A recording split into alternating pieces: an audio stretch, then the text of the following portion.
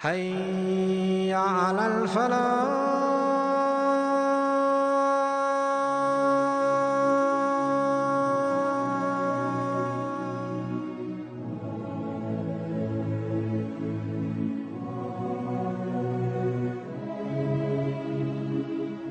I nourished you when you were a baby,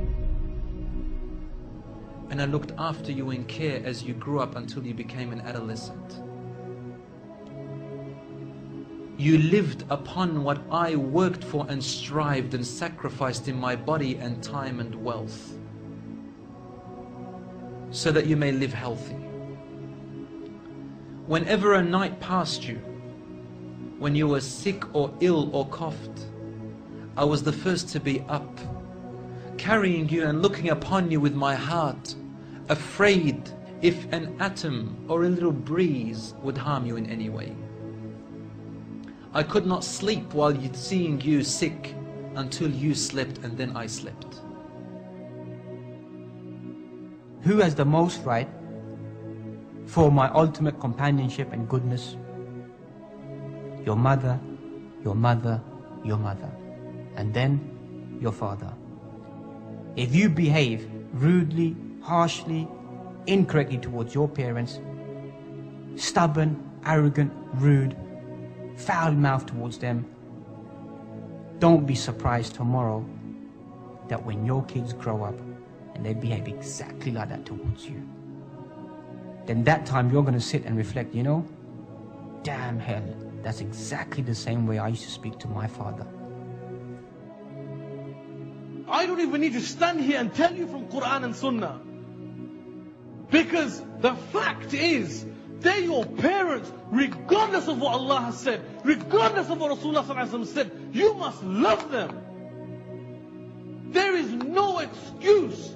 Why should somebody have to tell you that Allah has commanded you to love your parents? What, are you so stupid that you can't even see that these people are to be respected? You only came to dunya because of these people. And what, have you forgotten the times when you were young and you were children? Every time that they picked you up when you cried, every time they fed you when you were hungry, every time when you would excrete, that do we have to remind you that Allah has said something about this? That you and I don't have enough common sense to remember that these people should be loved. And some brothers and sisters can't even make dua for their parents.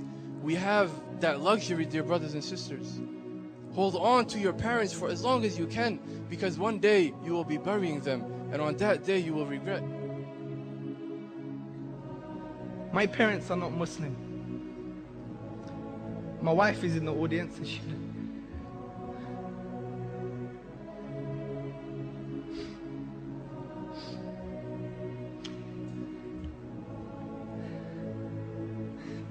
she knows how much I love my parents.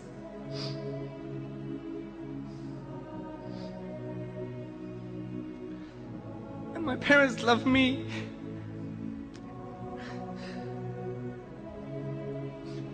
Every day, my dad says to me, he loves me. Many of us don't even have this as Muslims.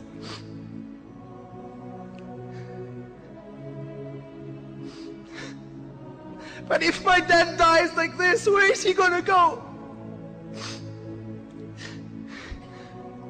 You could pray for your parents. I can't pray for my dad when he dies. This is the reality, brothers and sisters. This is the reality. Don't underestimate the blessing Allah subhanahu wa ta'ala has given you.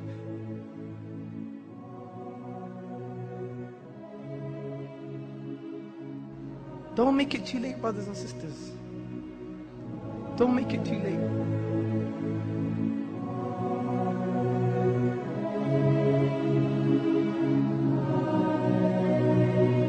And today I wanted to talk about the person that I met, the person that I knew that inspired me more than any other human being ever has. I have a person that was not a sheikh, that was not a scholar.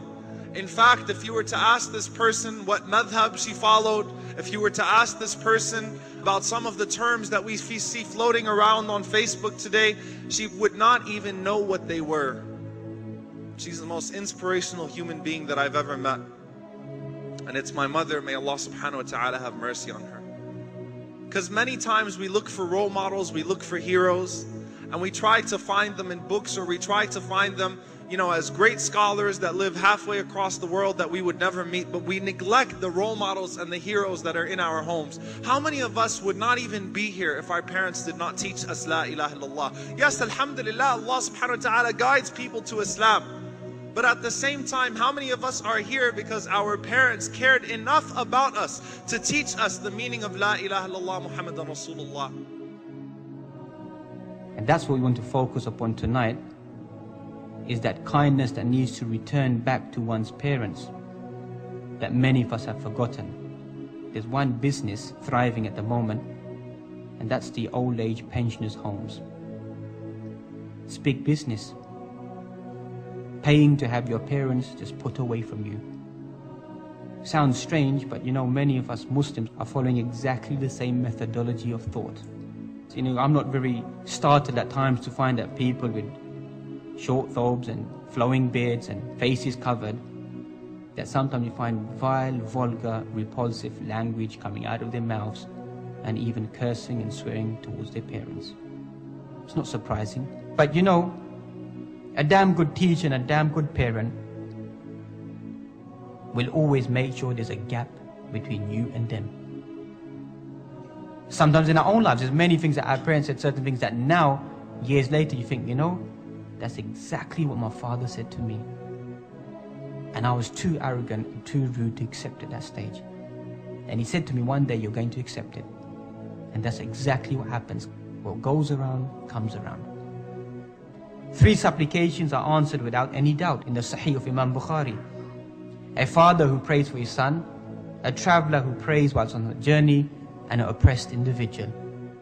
These prayers are answered by Allah subhanahu wa ta'ala. So imagine if your father's angry with you. There's some fathers who may not pray for you. They may be cursing you. They may be cursing you. They may be reviling you. And that dua, unfortunately, may be traveling back up to Allah subhanahu wa ta'ala. There was a young man who came to the Prophet ﷺ complaining to the Messenger ﷺ. He said to him, Ya Rasulullah, my father takes my money. He always asks me for money. Rasul ﷺ said, well, call your father. He went to call his father. Jibreel alayhi salam came to the Prophet ﷺ in that time. And he said to him, Rasulullah, when the father comes to you, ask him, what were you saying in secret on your way here? Father was muttering something which his son couldn't hear. He said, ask him what he was saying.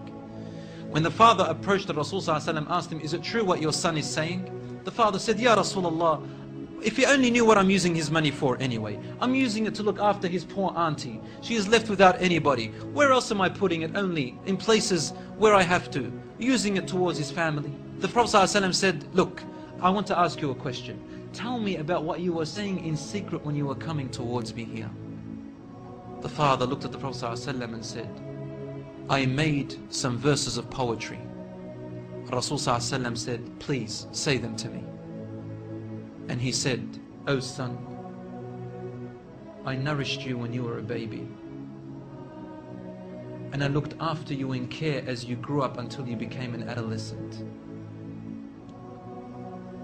You lived upon what I worked for and strived and sacrificed in my body and time and wealth, so that you may live healthy. Whenever a night passed you, when you were sick or ill or coughed, I was the first to be up, carrying you and looking upon you with my heart, afraid if an atom or a little breeze would harm you in any way. I could not sleep while seeing you sick until you slept, and then I slept.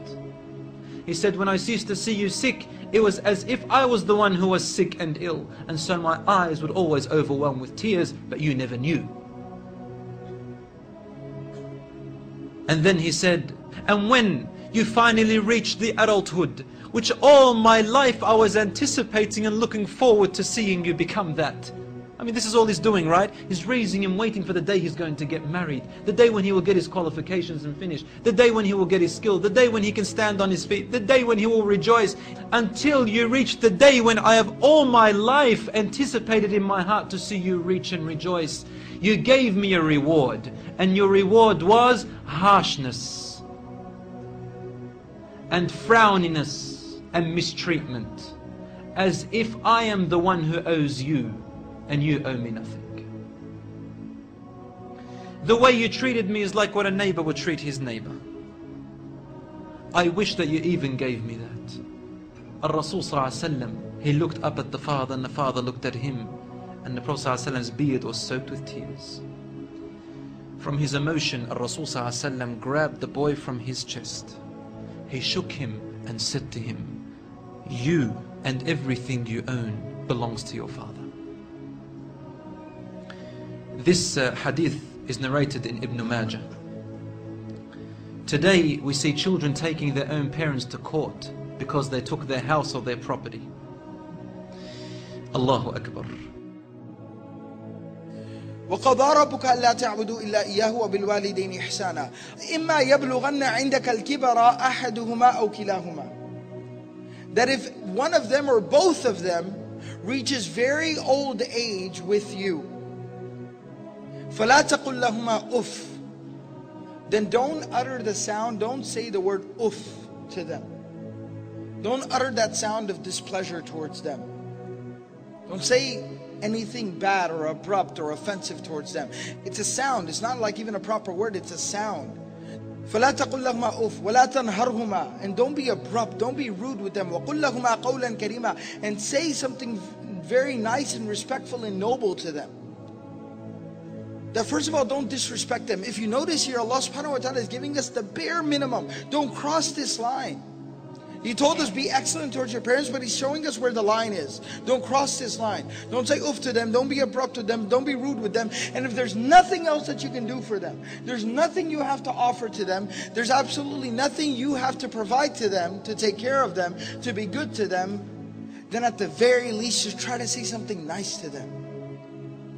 Just try to say something nice to them. وَاخْفِضْ لَهُمَا جَنَاحَ الذُّلِّ مِنَ الرَّحْمَةِ, and lower the wings of mercy for them. Be merciful, be compassionate, be affectionate towards them. No matter what we do, we can never fully repay our parents, dear brothers and sisters. Not even for one moment of pain that she felt while you were in her stomach. You can never repay her. Allah subhanahu wa ta'ala reminds us to make dua for our parents. رَبِّ ارْحَمْهُمَا كَمَا رَبَّيَانِي صَغِيرًا. Oh Allah, have mercy on them the same way they had mercy on me when I was little. Again, Allah subhanahu wa ta'ala in this very verse is proving to us that we can't repay our parents, because we're asking Allah subhanahu wa ta'ala to have mercy on our parents the way they had mercy on us. Now, oh Allah, allow me to have mercy on my parents the way they had mercy on me. But only you, oh Allah, can have mercy on my parents. Only you, Allah, can show them, treat them the way they deserve to be treated. Because there is nothing I can do but make dua. So how do we talk to our parents? No, but we have this arrogance.